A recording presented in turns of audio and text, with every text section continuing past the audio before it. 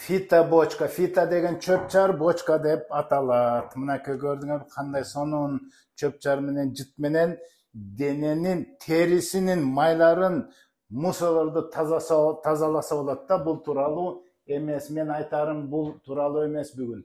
Мына могул тууралуу. Бул эмне? Бул кресло.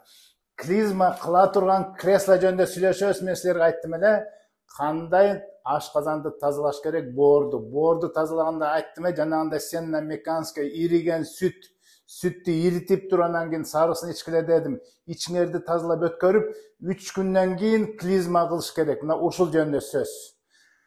Мен мындай нерсени мынакей, бул үй шартында эле силер аптекадан деле сатып алсаңар болот. Мына кружка S марка деп турат. Мына ушуну мен силерге азыр өзүм кылып аткан клизмадан силерге мен түшүндүрүп айтып берем. Мына бул кандай нерсе? Мынакей мындай баштык.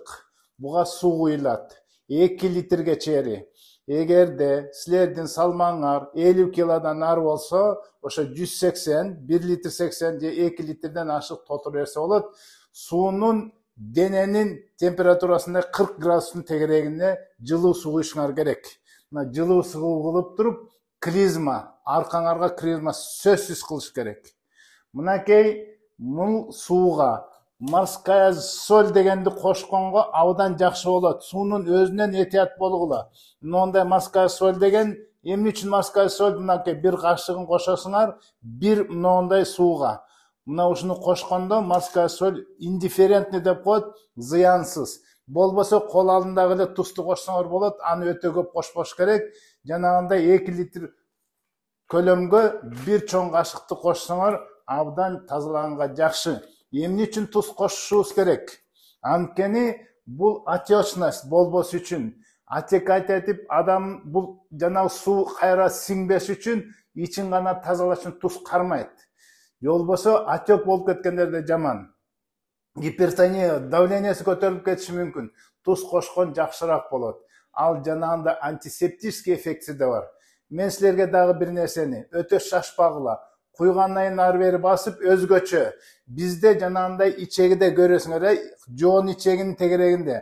Бул туурасынан өйдө кеткен ичеги туурасынан кеткени бар, кана кылдый кеткен. Мына ошолорго толук аралаш керек.